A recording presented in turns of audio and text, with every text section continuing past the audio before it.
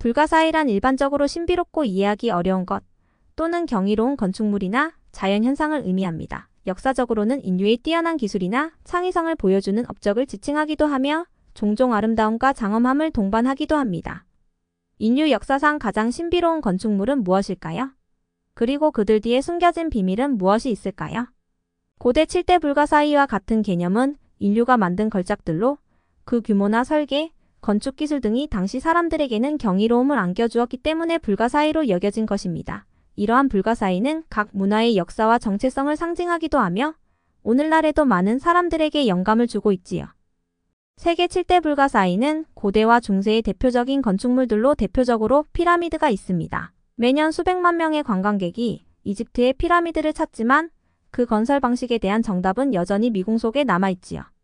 오늘의 영상에서는 세계의 불가사의를 탐구하여 그들이 가진 비밀과 미스터리를 지식도서관에서 여러분들께 알려드리겠습니다.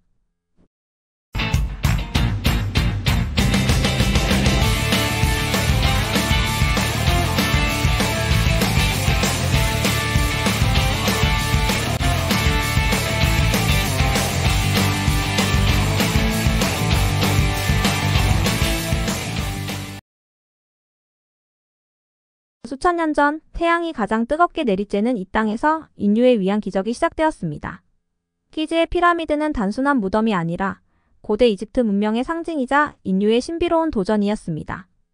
기원전 2580년경 카프레 왕이 이 웅장한 구조물을 건설하기 위해 수만 명의 노동자를 동원했습니다. 이들은 어떤 기술과 의지로 이 거대한 돌들을 하나하나 쌓아 올렸을까요? 무려 밑뼈는 230m, 세로 146m, 높이는 147m, 면적은 260만 미터 제곱에 달합니다. 현재까지도 그 방법은 미스테리로 남아 있습니다. 피라미드의 건설 방법에 대해서는 다양한 가설이 존재합니다. 대표적으로 노예들을 동원해서 지었다라던가, 피라미드는 외계인이 지은 것이다. 최근에는 수력 엘리베이터를 이용했다는 가설도 있습니다. 이러한 피라미드가 왜 불가사의가 되었을까요? 피라미드는 지구의 북극과 남극을 기준으로 매우 정확하게 정렬되어 있습니다. 또한 구조적으로 안정적이며 대피라미드의 경우 약 2,300만 개의 돌로 만들어지는 거대한 규모입니다.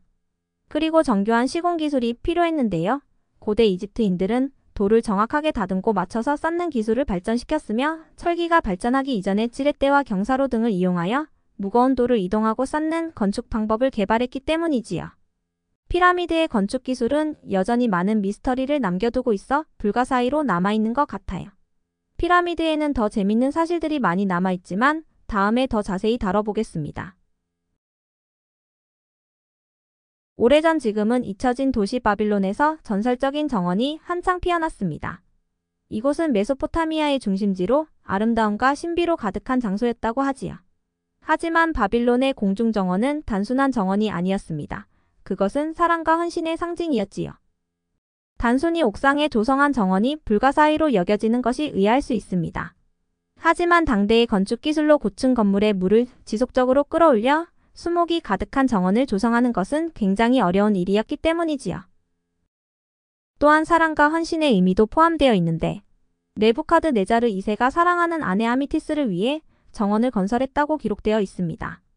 아미티스는 메디아 출신의 공주로 국가의 이익을 위해 정략 결혼을 하긴 했지만 네부카드네자르 2세는 아내를 굉장히 아끼고 사랑했었다고 합니다. 아미티스는 산으로 둘러싸인 자신의 고향과는 다른 평야 한가운데 위치한 바빌론의 삶에 지쳐 향수병을 앓았는데 네부카드네자르 2세는 아내를 위해 아내의 고향을 닮은 정원을 결심했고 그 결과가 바빌론의 공중정원의 탄생 배경이지요. 그러나 시간이 흐르면서 바빌론은 쇠퇴했고 공중정원도 잊혀져 갔습니다. 수세기 후에 이 신비로운 정원의 흔적을 찾기 위해 연구하고 있습니다. 아직까지 그 존재가 확실히 입증되지 않았지만 많은 이들이 이 정원의 아름다움과 비밀을 밝혀내고자 노력하고 있습니다. 기원전 5세기 고대 그리스의 올림피아. 올림픽 경기의 발상지이자 신들에게 바치는 신성한 장소였습니다. 그러나 이곳의 진정한 경이로움은 제우스 신을 위한 거대한 동상 제우스상에 있었습니다. 제우스상은 위대한 조각가 피디아스에 의해 만들어졌습니다. 무려 8년에 걸쳐서 만들었다네요. 그의 손에서 만들어진 이 동상은 12m에 달하는 거대한 높이와 화려한 금과 상아로 만들어진 외관을 자랑했으며 제우스는 왕자에 앉아 손에 번쩍이는 번개를 쥐고 고귀한 왕의 모습으로 사람들을 바라보았습니다. 고대 그리스인들이 제우스에게 바친 믿음과 존경이 담겨 있으며 제우스는 신들의 왕이자 정의의 수호자로 여겨졌고 그의 모습에서 신성함과 위엄을 상징했습니다. 기원 후 5세기 제우스상은 콘스탄티노플로 옮겨졌고 안타깝게도 475년에 화재로 소실되었으며 426년에 로마가 기독교를 국교로 삼으면서 전통 종교에 대한 탄압을 시작하면서 그로 인해 로마 전역에 신전 파괴령이 내려지며 상위 위치에 있던 제우스 신전마저 사라졌다고 합니다. 아르테미스 신전은 기원전 6세기 그리스의 건축가들이 여신 아르테미스에게 바치기 위해 세운 신전입니다. 이 신전은 고대 그리스에서 가장 큰 신전 중 하나로 기둥이 127개나 있었죠. 각 기둥은 높이가 18m에 달하며 섬세한 조각들로 장식되어 있었습니다. 아르테미스는 사냥과 자연, 그리고 여성의 수호신으로 알려져 있습니다.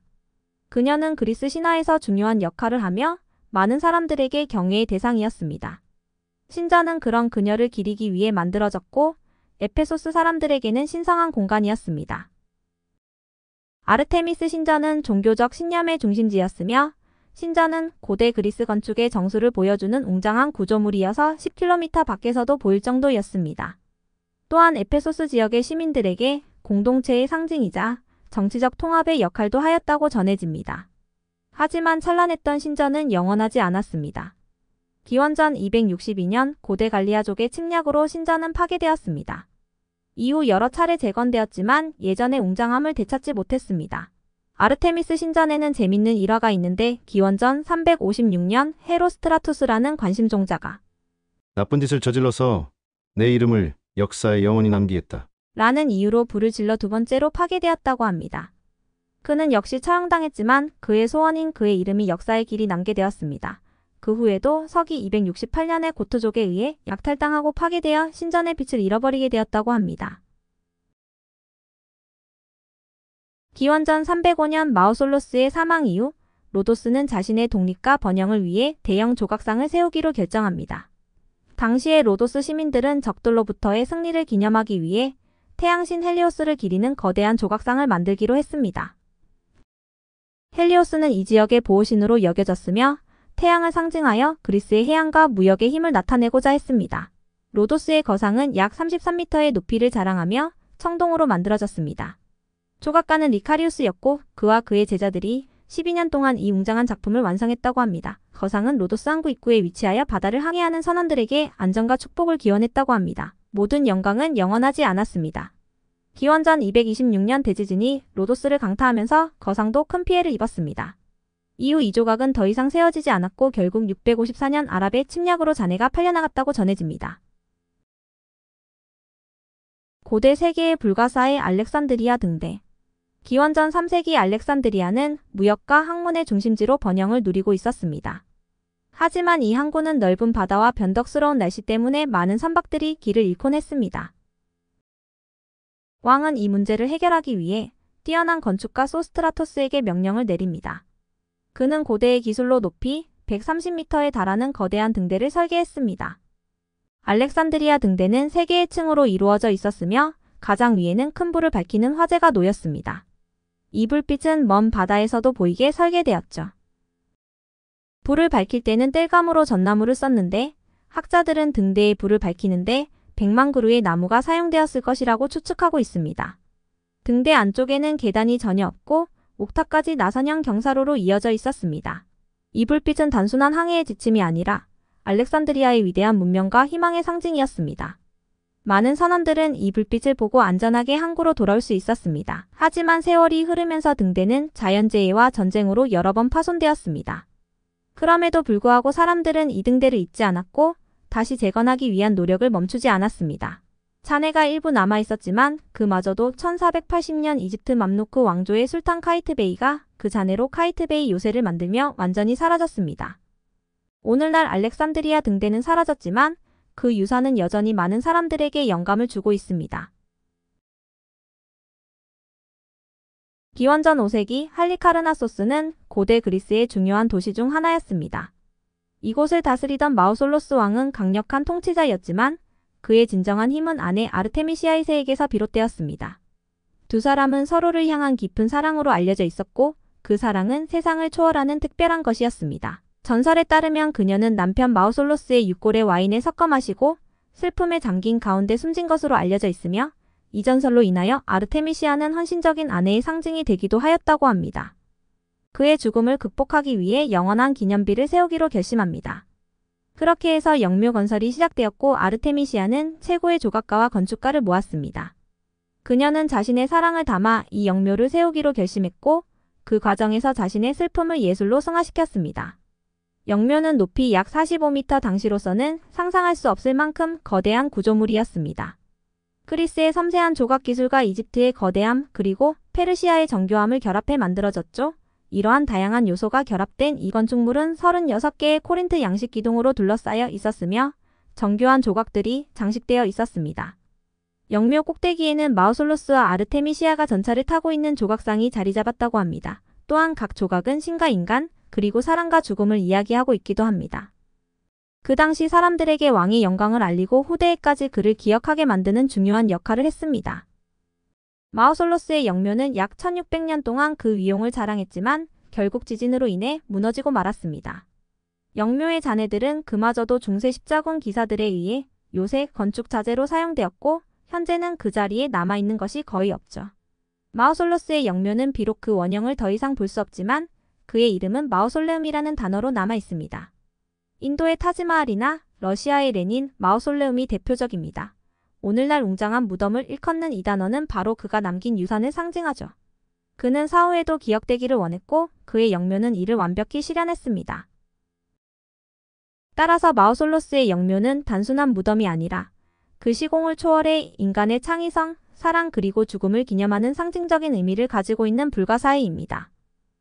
이렇게 우리는 고대 7대 불가사의를 통해 인류의 창의성과 노력, 그리고 문명의 역사를 살펴보았습니다. 이 불가사의들은 단순한 건축물이 아닌 우리에게 과거의 위대함과 인간의 꿈을 상기시킵니다. 여러분은 어떤 불가사의가 가장 인상 깊었나요? 그리고 왜 그런지 댓글로 남겨주세요. 오늘날의 기술과 예술로 우리가 어떤 불가사의를 만들 수 있을까요? 여러분의 생각은 어떤지 궁금합니다. 이런 흥미로운 주제에 대해 더 알고 싶다면 구독 버튼을 눌러주세요. 오늘 영상 시청해주셔서 감사합니다. 다음 영상에서 또 만나요.